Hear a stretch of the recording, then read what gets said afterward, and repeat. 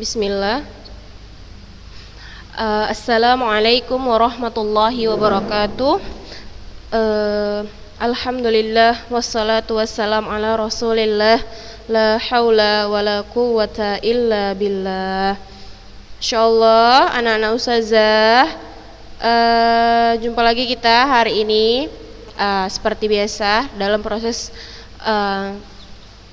pembelajaran daring, yang mana kita masih harus tetap semangat dan selalu berusaha untuk melakukan apa yang diperintahkan oleh ustazahnya.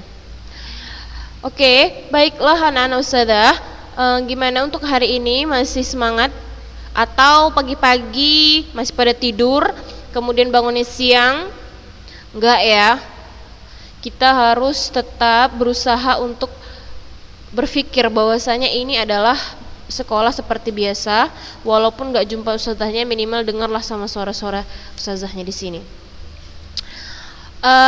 Minggu kemarin kita membahas hadis ke-6 yang judulnya adalah menjauhi perkara-perkara syubhat. Nah, Masya Allah masih ada, alhamdulillah, barakallahu fikun. Nah, bagi yang sudah menyetor dan bagi yang belum setoran kepada ustazah, itu harus tetap disetor ya. Jangan pula nanti pas ujian praktek anak udah ustazah padahal belum lah segala macamnya.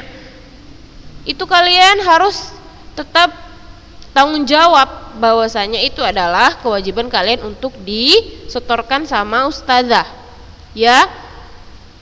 Jadi kita hari ini masuk hadis ke-10, itu adalah sebab terkabulnya doa. Nah, kita baca dulu hadisnya. Bismillahirrahmanirrahim. An Abi Hurairah radhiyallahu anhu qala Rasulullah sallallahu alaihi wasallam, A'udzu billahi minasyaitonir rajim. Innallaha ta'ala tayyibun la yaqbalu illa tayyiban wa innallaha amaral mu'minina bima amara bihil mursalin. Faqala ta'ala, a'udzu billahi minasyaitonir rajim, ya ayyuhar rusulu kulu minat tayyibati wa'malu salihah. Nah, Afwan ya. Kita ulang. Ada sedikit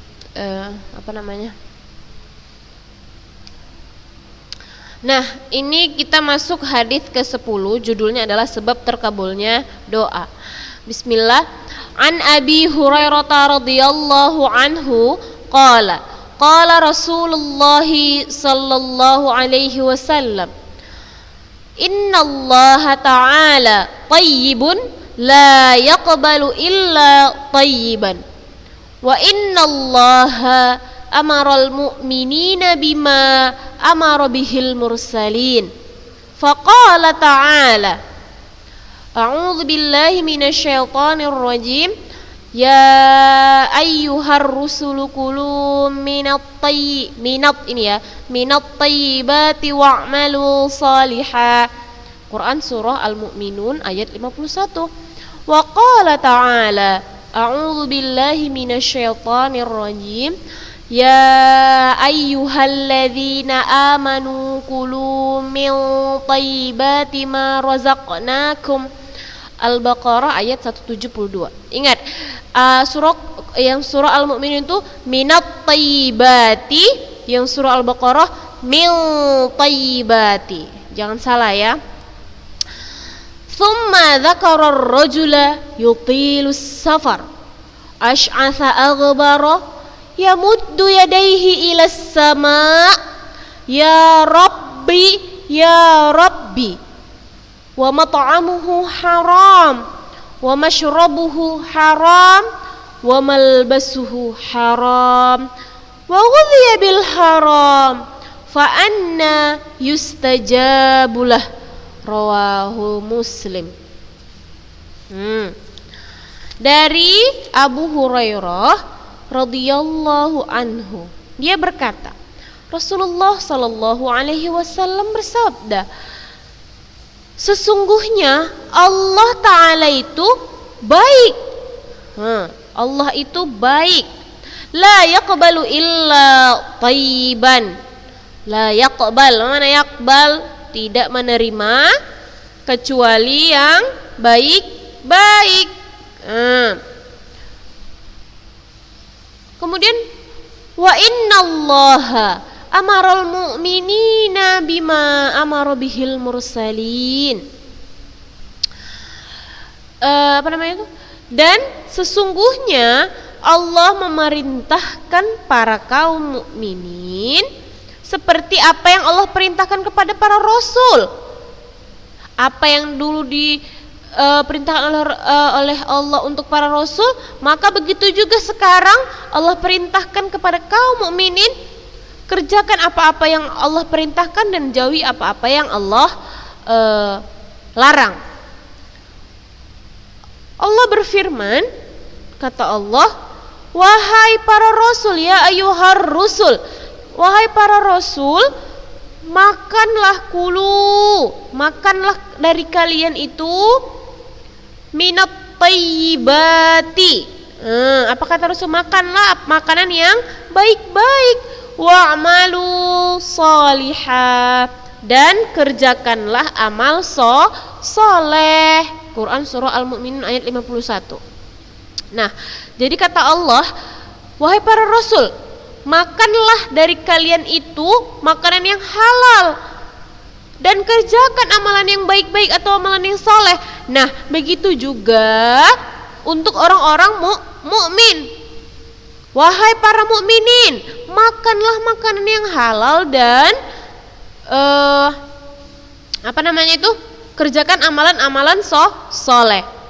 Dan Allah juga berfirman di surah yang lain, apa kata Allah? Ya ayyuhalladzina amanu kulu min thayyibati ma razaqnakum. Kata Allah, wahai orang-orang yang beriman. Ya ayyuhalladzina amanu, kata Allah, wahai orang-orang yang beriman, makanlah kulu min thayyibat. Makanlah itu, kalian makan dari rezeki yang baik. Ma razaqnakum, apa yang telah kami berikan kepadamu. Quran surah Al-Baqarah ayat 172. Tsumma dzakara ar-rajula yutilus safar. Nah, kemudian Rasulullah Shallallahu Alaihi Wasallam menyebutkan ada seseorang yang sedang bersafar tuh, atau yang sedang berpergian. Apa yang dialami si laki-laki itu? Ash'atha, katanya itu. Apa makna ash'atha? Rambutnya sangat kusut. Aghbara, berdebu. Ini kalian catat, ash'atha itu artinya rambutnya kusut. Aghbara itu berdebu. Yamuddu yadaihi ilas sama. Yamuddu yadaihi itu artinya adalah menengadahkan atau mengangkat tangannya ke atas langit, berdoa. Apa katanya? Ya Allah, ya Rabbi, katanya. Wa mat'amuhu haram, katanya kayak gitu kan. Padahal makanannya haram. Wa mashrabuhu haram, minumannya haram. Wa malbasuhu haram, pakaiannya haram. Wa ghudhiya bil haram, dan ia kenyang dari yang haram. Fa anna yustajabulah, bagaimana mungkin doanya bisa terkabul? Bagaimana mungkin doanya bisa terkabul ya Allah? Quran surah Rawahu Muslim. Jadi maksud hadis ke-10 ini adalah itu, apa maksudnya? Di sini dijelaskan bahwasanya innallaha ta'ala thayyibun, katanya Allah itu thayyib, suci, dan Allah itu sangat baik, sempurna, tidak ada yang cacat gitu loh. Semua zatnya, sifatnya itu Allah itu sangat suci, tidak ada yang jelek dari Allah. Nah, kemudian Allah tidak menerima sesuatu yang tidak baik, baik segala pekerjaan, makanan, segala macamnya itu Allah mau kita itu semua mendapatkan dari cara yang baik. Sehingga ketika kita berdoa kepada Allah, Allah akan mengabulkan doa kita karena kita bersih atau kita tidak atau kita suci dari hal-hal yang haram. Ada sebuah sahabat yang dia itu bertanya kepada Sa'ad bin Abi Waqqas. Si Sa'ad ini adalah seorang sahabat yang soleh, Masya Allah. Dan seorang sahabat bertanya kepada si Sa'ad bin Abi Waqqas. Kata sahabat itu, apa yang membuat doamu selalu dikabulkan oleh Allah dibandingkan sahabat yang lain? Maka si Abi Waqqas pun menjawab, karena aku selalu memasukkan satu suapan ke dalam mulutku ini, melainkan aku tahu dari mana itu datangnya makanan atau sesuatu yang aku masukkan dalam tubuhku ini, dan aku juga tahu apa yang aku keluarkan juga itu adalah halal untukku dan untuk Rabbku, katanya kayak gitu. Jadi ketika Sa'ad bin Abi Waqqas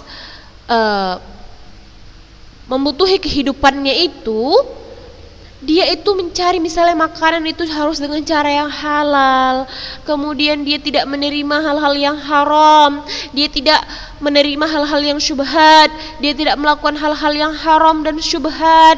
Nah, sehingga apa? Semua yang mengalir di dalam tubuhnya, seluruh darah yang ada di dalam tubuhnya itu halal semuanya, sehingga ketika dia mengeluarkan sesuatu misalnya untuk bersedekah, itu pun dia berpikir, kira-kira harta yang aku dapat tadi itu halal apa enggak? Ketika dia halal, langsung dia bersedekah. Ketika tidak halal, dia tidak mau melakukannya dan tidak mau memakannya. Sehingga Allah selalu mengabulkan doa si Sa'ad bin Abi Waqqas. Nah, seperti itu kira-kira. Dan ada juga cerita seorang sahabat, Wahab bin Munabbih, ia berkata, siapa yang bahagia doanya dikabulkan oleh Allah, atau siapa yang mau doanya itu dikabulkan oleh Allah, maka coba perhatikan makanan yang dimakan setiap hari itu kira-kira halal enggak pendapatannya, seperti itu. Nah, gitulah kira-kira. Jadi kita ketika ingin memakan sesuatu harus kita tahu dari mana lah kira-kira makanan ini, sehingga agar apa-apa yang ada di dalam tubuh kita ini termasuk hal-hal yang halal. Nah, sama seperti kalian Ustazah contohkan, ketika kita masuk sekolah seperti biasa, nah tiba-tiba jam 10:10, apa yang terjadi kalau jam 10:10? Istirahat. Iya, istirahat. Nah, ketika istirahat, apa yang kita lakukan? Kita semua melakukan yang namanya muamalah atau membeli dengan pedagang yang ada di bawah, tuh kan? Rame, Masya Allah. Mungkin kalau kita ada yang tidak jujur, sangat mudah untuk mengambil makanan tanpa sepengetahuan Umi Azmi atau Umi Sari, gitu kan? Nah, jadi nih tiba-tiba dia dikasih sama orang tuanya misalnya uang jajan itu cuma 5.000. Sementara dia lihat temennya itu jajannya sampai 8 atau 10.000. Dan dia tidak bersyukur atas rezeki yang diberikan oleh orang tuanya itu, tidak dia cukup-cukupkan karena dia melihat temannya banyak jajannya. Kayaknya Ana juga maulah ngambil gitu, tapi uangnya cuma 5.000 dah. Jadi terakhir dia mengambil jajan 8.000, yang dia bayar hanya 5.000. Coba bayangkan, kamu tidak jujur dengan harga 3.000. Hanya karena 3.000 darah dan semua yang ada di tubuhmu ini menjadi haram. Bayangkan itu akhwat, karena 3.000 misalnya, karena 3.000 kamu melakukan perkara yang haram, sehingga apa? Allah tidak menerima doa-doamu, Allah tidak menerima amalan yang kamu lakukan ketika kamu mencuri seperti itu. Terkadang sampai padahal mungkin kamu cuma melakukan itu hanya sekali, tetapi Allah ada ketika kamu berdoa kepada Allah, kamu langsung menghardik Allah. Kenapa Allah itu gak sayang sama Ana? Ana berdoa gak pernah dikabulkan. Ana selalu memohon agar dikabulkan doa Ana, tapi Ana gak pernah dikabulkan. Nah, coba kamu flashback atau kamu pikirkan dulu kamu melakukan apa dan apa dan apa. Kenapa Allah tidak langsung mengabulkan atau tidak mengabulkan doamu pada saat itu? Karena mungkin kamu ada memakan makanan yang haram, atau kamu ada melakukan hal-hal yang sehingga Allah tidak mengabulkan doamu seperti itu. Jadi coba mulai berpikir untuk melakukan tindakan yang tidak baik, karena itu sangat berpengaruh pada diri kita. Nah, jadi bagaimana sih caranya Ustazah agar Allah itu selalu mengabulkan doa kita, agar Allah itu mendengar doa-doa kita? Nah, ada 4 sebab terkabulnya doa. Apa? Yang pertama itu ketika kita sedang safar. Nah, safar dalam keadaan apa? Misalnya Ustazah, Ana besok mau pergi jalan-jalan Ustazah, traveling Ustazah, kami mau ke Brastagi. Itu kan Ana safar Ustazah.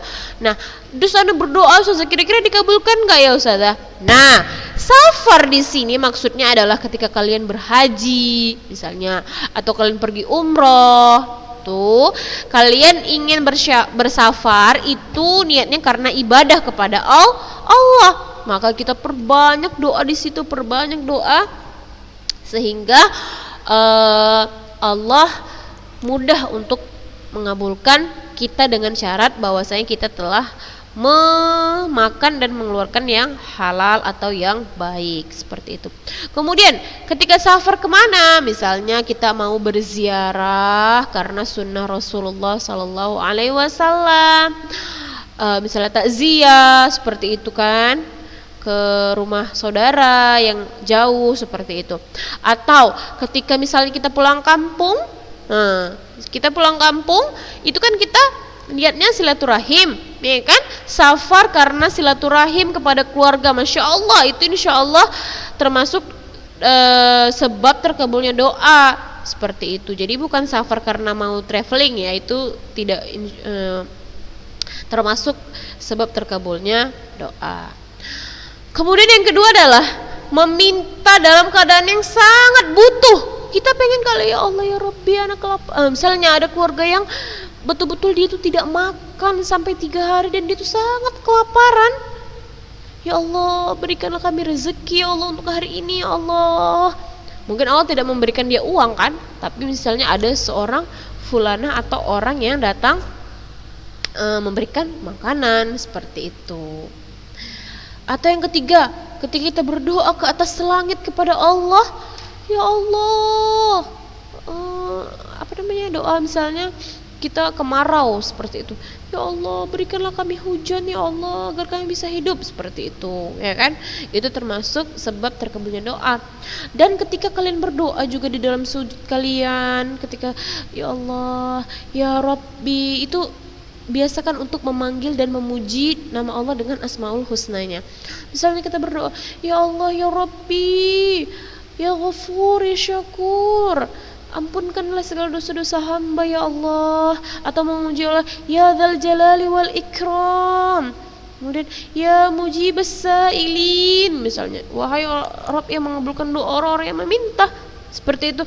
Ya Allah jadikanlah anak-anak yang soleh ya Allah ya Rabbi ya Ghafur ya Dzal Jalali wal Ikram ya Mujibas Sa'ilin. Ya Allah, ampunkanlah segala dosa orang tua hamba ya Allah. Jadikanlah misalnya kalau orang tuanya sudah meninggal, ya Allah angkatlah derajat orang tua hamba setiap hari, ya Allah masukkanlah orang tua hamba ke surga firdausmu ya Allah. Masya Allah, doa anak yang soleh itu Masya Allah lah, pokoknya langsung terijabah. Jadi kalau kalian yang masih punya orang tua itu bersyukurlah kalian, banyak-banyak berbuat baik kepada orang tua. Nah, jadi itulah tadi dia 4 sebab terkabulnya doa, supaya doa kita terkabul. Yang pertama ketika kita safar, yang kedua itu meminta dalam keadaan yang sangat perlu kali, baru yang ketiga itu kita mengangkat tangan ke atas langit, dan yang keempat memanggil Allah dengan panggilan Asmaul Husnanya. Itu adalah 4 sebab terkabulnya doa. Nah, selain ada 4 sebab terkabulnya doa, ada 3 sedekah dengan harta yang haram. Nah, apa itu yang pertama? Harta yang haram secara zatnya itu yang jelas tidak akan diterima oleh Allah. Jelas itu haram, sudah tertulis. Jadi, apa contohnya? Khamar, babi, kemudian benda-benda yang najis. Itu ketika ana punya seekor, misalnya nih kan, sebelum kalian itu bertaubat, sebelum kalian itu mengetahui bahwasanya memelihara seekor kalbun itu adalah haram, kan ada juga yang orang yang biasanya kalau yang suka kucing tuh pasti dia suka kalbun juga biasanya ya kan. Tuh, nah, jadi pas pula kalbun cantik yang kayak sejenis apa lah gitu pokoknya. Tuh. Jadi lucu lah kan ketika kalian sekolah di sini mungkin kalian baru mengetahui bahwasanya itu adalah tidak boleh dipelihara. Jadi gimana lah ini ya, kalbunnya udah saya beli mahal-mahal, habis tuh haram pula, cantik lagi, ya udahlah saya sedekahkan aja. Boleh nggak? Nggak boleh. Jadi kalian sedekahkan sama teman kalian yang mungkin Islam juga, seperti itu. Tidak boleh ya. Jadi solusinya apa? Solusinya kalian mungkin bisa memasukkannya ke kebun binatang, atau kalian pokoknya jangan dipelihara di rumah lah, kayak gitu, nggak boleh ya. Nanti malaikat nggak masuk kalau kita pelihara kalbun di dalam rumah kita. Tapi kalau misalnya untuk penjagaan, misalnya kalian punya ladang atau apa untuk supaya terhindar dari pencuri atau hewan-hewan yang bisa merusak tanaman kalian, Allahu a'lam, boleh katanya kayak gitu. Tapi bukan juga kalbun-kalbun yang lucu-lucu itu ya, tapi biasanya kalau untuk pemeliharaan penjagaan suatu tempat itu biasanya kan kalbunnya yang serem-serem. Nah, kemudian yang pertama tadi kan harta haram karena zatnya. Baru yang kedua itu adalah harta haram karena hak orang lain diambil, seperti mencuri makanan, atau mencuri pulpen kawannya, mencuri buku kawannya. Nih, misalnya buku hadis nih kan, hadis Arba'in kan kecil tuh, rupanya buku dia habis, buku dia hilang. Mana lah buku anak? Nampaknya pula buku di atas meja, entah buku siapa. Adalah namanya, misalnya namanya si Nabila, ya kan? Ada buku si Nabila itu, kata fulanah itu. Habis itu dah dicoretnya nama si kawan tadi, nama si Nabila, itu jadinya dibuat namanya. Nah, itu termasuk harta haram yang berkaitan dengan hak orang lain. Kalau ini juga jelas harta yang semacam ini jelas tidak diterima oleh Allah Subhanahu wa taala. Kemudian yang ketiga adalah harta yang haram karena pekerjaan. Itu contohnya misalnya harta yang diperolehnya itu dari hasil riba atau dagangan barang-barang haram. Misalnya dia jual barang-barang haram, misalnya kayak khamar juga, atau kayak kalian tahu nggak tua tuh, atau misalnya kalian berdagang kemudian kalian mengurangi timbangan dagangan kalian. Nah, itu termasuk dalam hal pekerjaan. Nah, jadi ada 3 jenis harta yang haram. Itu adalah harta karena zatnya, harta yang berkaitan dengan hak orang lain, dan harta haram yang karena pekerjaannya. Itu yang tidak akan diterima oleh Allah. Jadi coba ketika kalian berdoa atau ketika kalian meminta sesuatu kepada Allah namun Allah belum terima, mungkin ada kalian melakukan suapan ke dalam perut kalian yang masih kalian peroleh dari harta yang haram, mungkin seperti itu. Wallahu a'lam bishawab. Tuh ya kan. Nah, tuh. Terus contoh lain, misalnya kayak ustazah di sini, kan? Kami juga tidak boleh menerima harta-harta